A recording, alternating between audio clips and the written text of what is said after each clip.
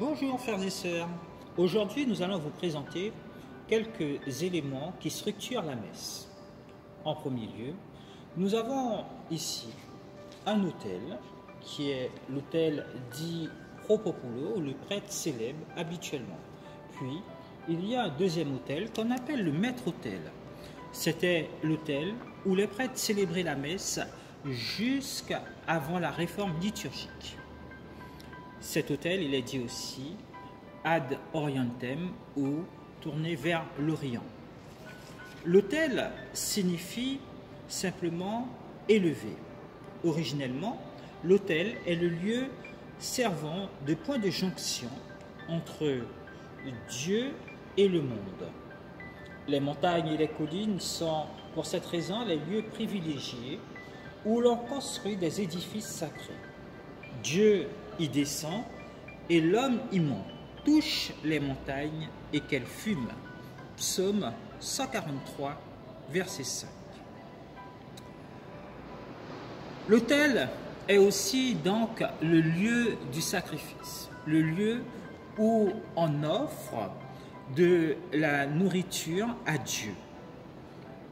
Comme on voit en Genèse 8, 21, il nous est dit « Placer des aliments sur cette table de pierre revient à les mettre entre les mains de Dieu. Les faire fumer, c'est les diriger vers le ciel pour que Dieu en respire l'agréable odeur. » Table où les offrandes passent dans le domaine du sacré divin. L'autel participe à la sainteté de Dieu. C'est pourquoi il n'est pas accessible à tous. Les prêtres seuls, habituellement, peuvent s'en approcher. Exode 22, avec des gestes de vénération, comme le baiser pratiqué dans la liturgie de la messe.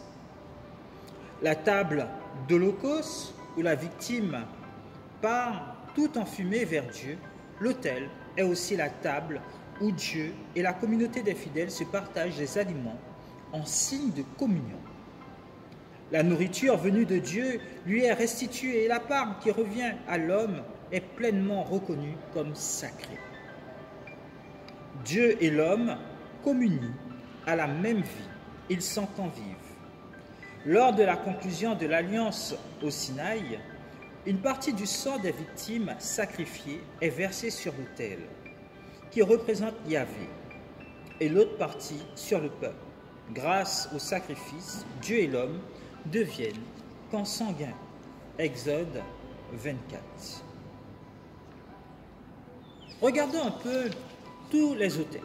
Tous les autels, au début, avant d'être mis en service, sont consacrés à Dieu.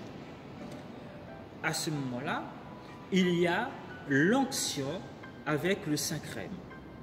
Il y a aussi 5 croix qui sont mises sur l'autel. Une au centre et les autres aux 4 coins. Et de toute la surface de la table, faites de cette pierre le symbole du Christ que le Père a oint de l'Esprit Saint. Ici, l'autel, il est en bois, mais il faut savoir qu'il y a incorporé au milieu d'elle une pierre avec les 5 croix et qui a été consacrée pour le saint sacrifice de la messe. Généralement, on peut aussi mettre des reliques.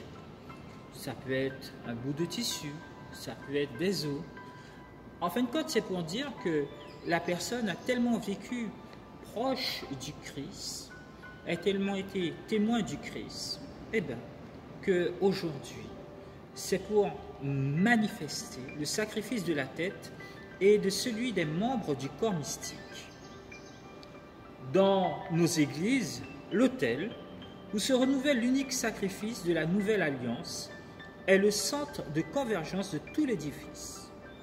Pour mieux manifester sa dignité intrinsèque, on reconnaît de ne pas y laisser à demeure la réserve eucharistique. En dehors même des attitudes d'adoration dues au Saint-Sacrement, génuflexion, l'autel, plus même que la croix, a droit au geste de vénération des fidèles, inclinaison. Eh oui, frères et sœurs, Nous ne traversons pas une église sans nous incliner devant l'autel. Je vous rappelle que c'est le lieu du sacrifice, c'est le lieu aussi où le Christ partage le repas avec nous à travers les mains du prêtre, et l'autel représente le Christ lui-même qui s'offre. Donc c'est pourquoi il nous est demandé de faire une génuflexion ou une inclinaison afin de vénérer à notre tour, de notre place, cet autel. Le baiser de l'autel par le prêtre au cours de la messe est une marque de vénération et de communion. L'autel, le prêtre et l'Eucharistie sont à différents niveaux complémentaires, les symboles du Christ. On ne consacre un autel que s'il est fixe.